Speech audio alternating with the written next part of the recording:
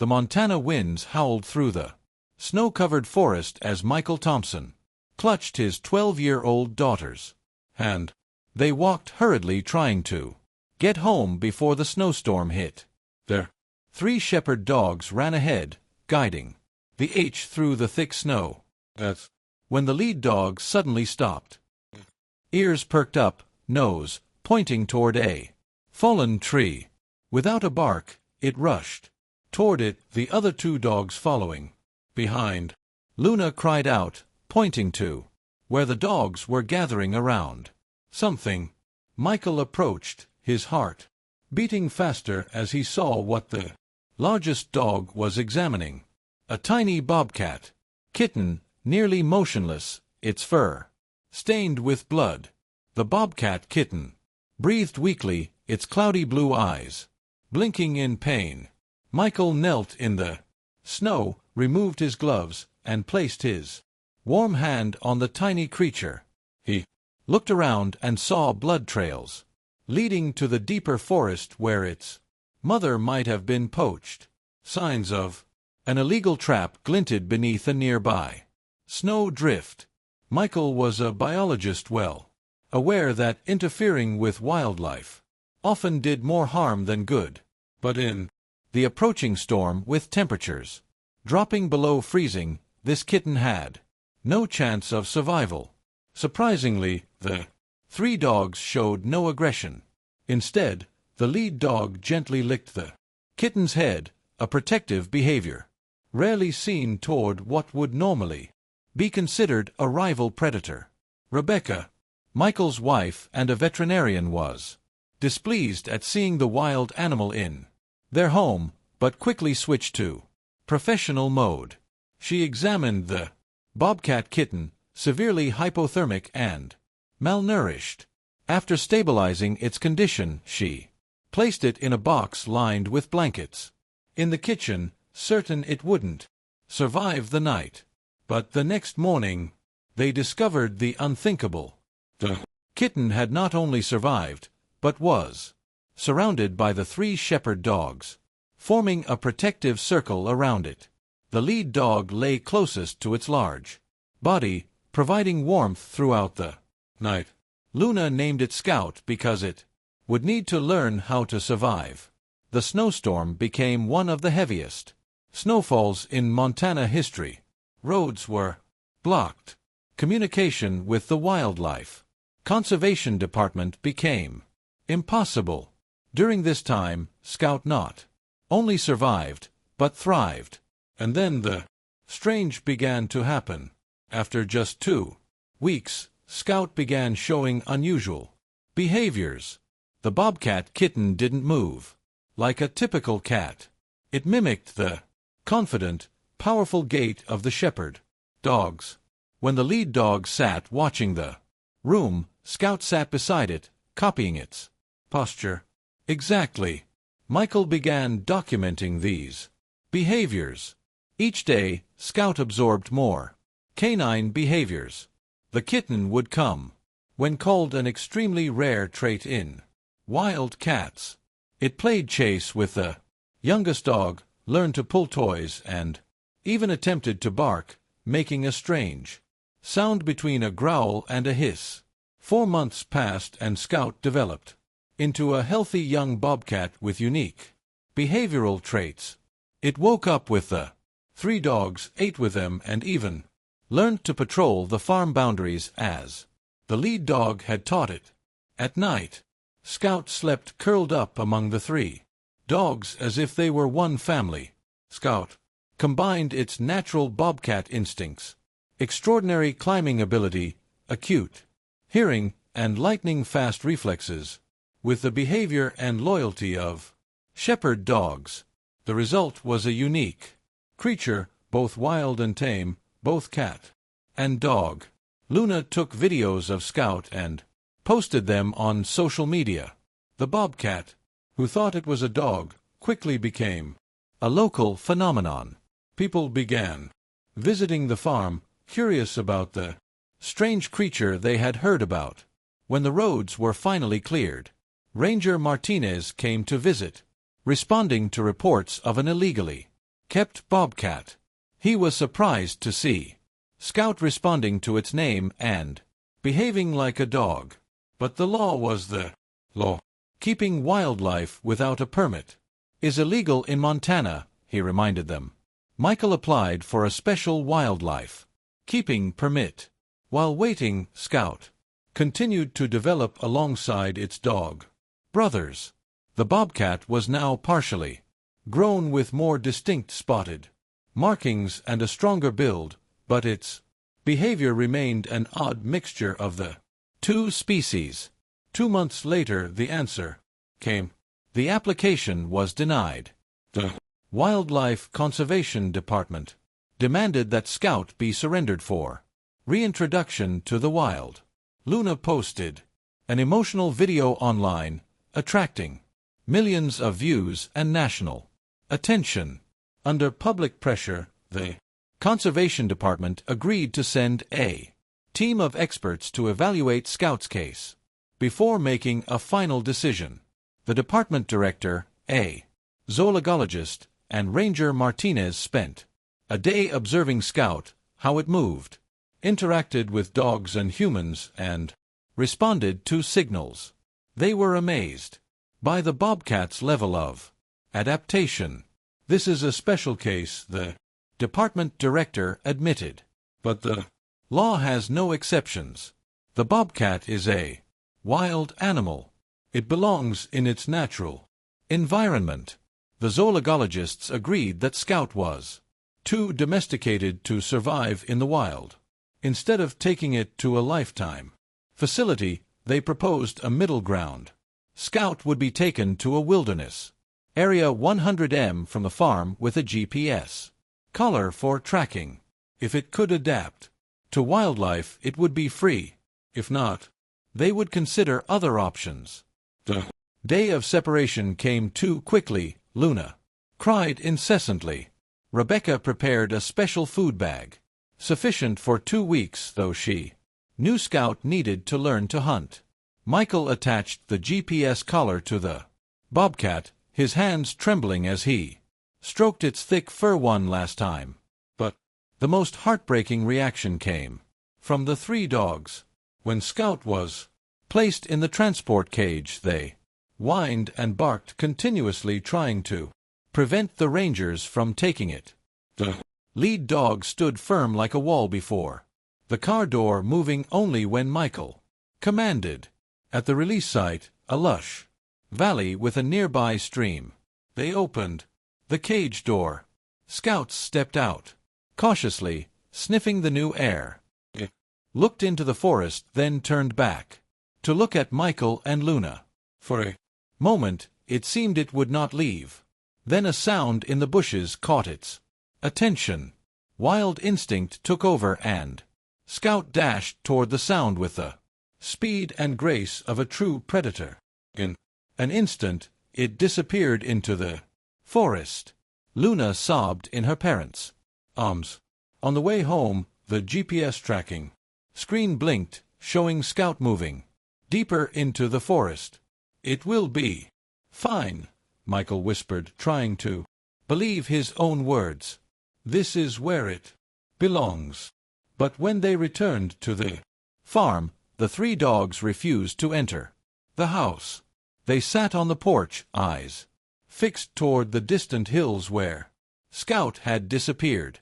A week passed since Scout was released.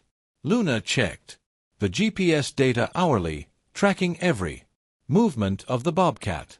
Initially, Scout seemed to be adapting, moving cautiously through new territory, seeking shelter and water sources. At home, the 3 dogs fell into a deep depression.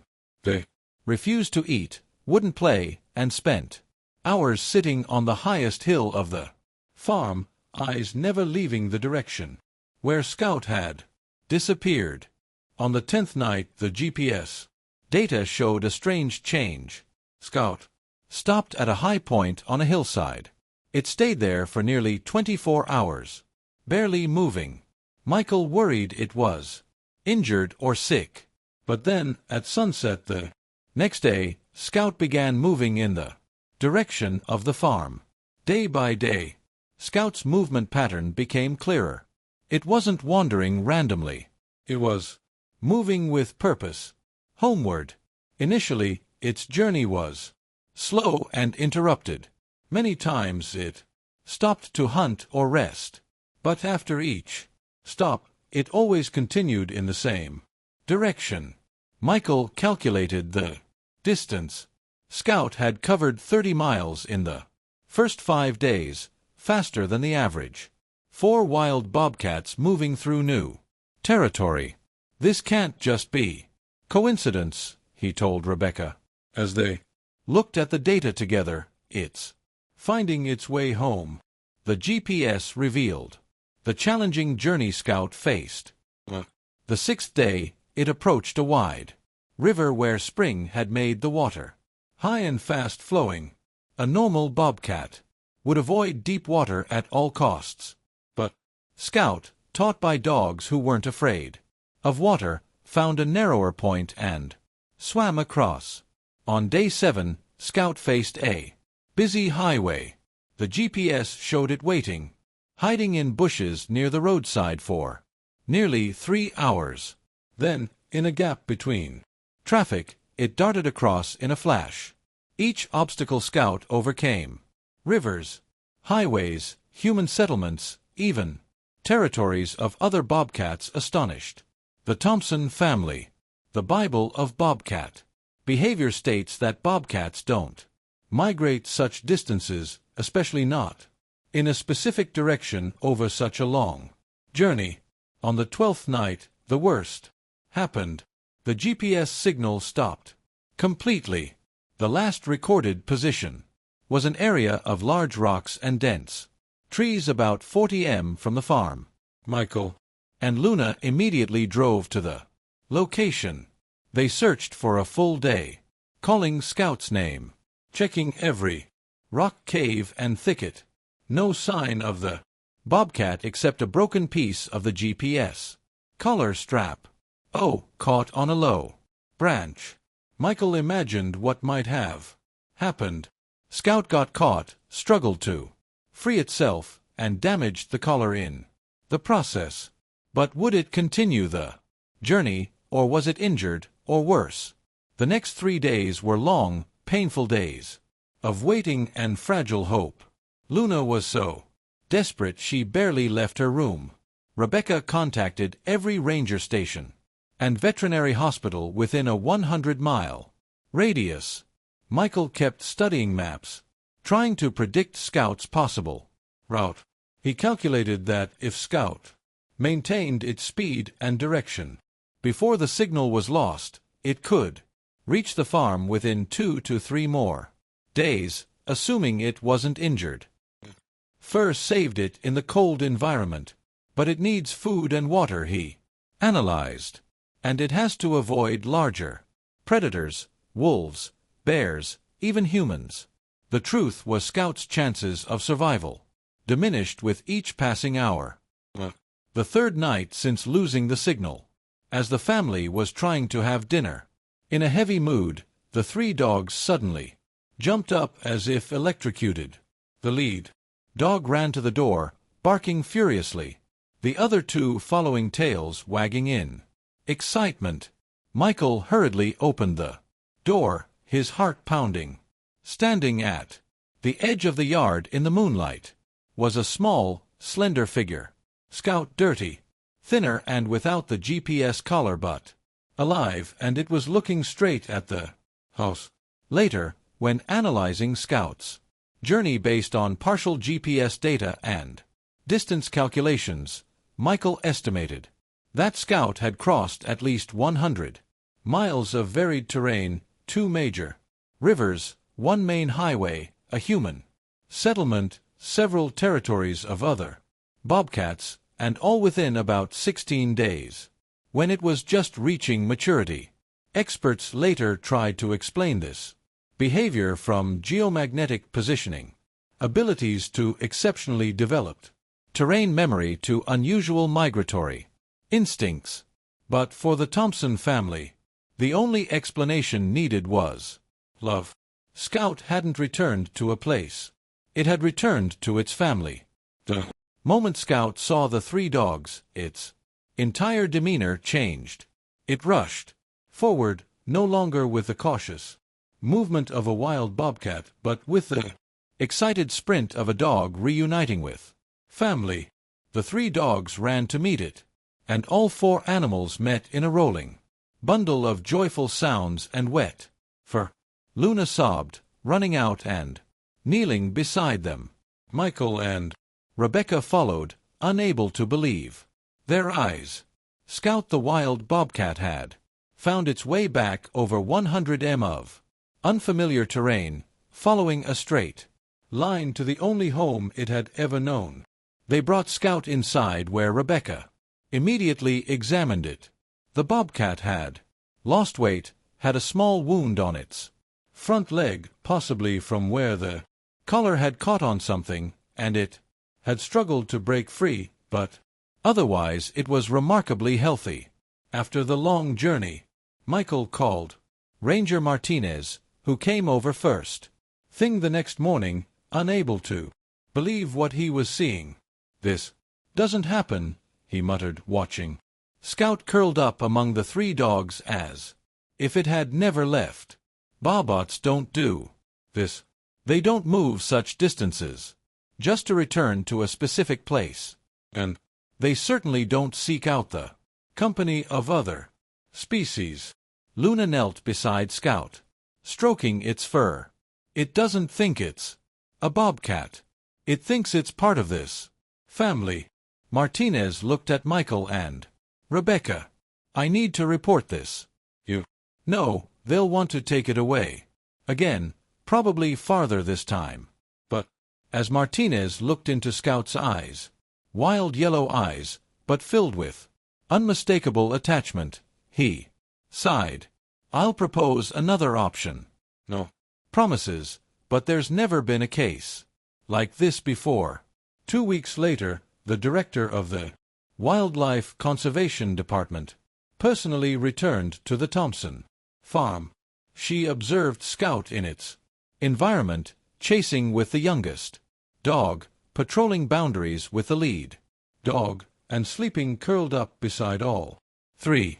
"What we are seeing here challenges everything we understand about animal behavior," she admitted. "Scout is no longer an ordinary bobcat, but it's not a pet either." The final decision came a month later. Special unprecedented type of permit would be issued to the Thompson family. Scout was allowed to stay, provided it would be part of a long-term study on animal behavior and interspecies social bonding. The family had to build a spacious outdoor area for Scout, and the three dogs allow periodic inspections and participate in public education programs. Michael and Rebecca agreed immediately. Luna jumped with joy. Year later, the Thompson farm became a small attraction where groups of students and researchers could observe Scout and its dog brothers. Michael had published a scientific paper on this unique case.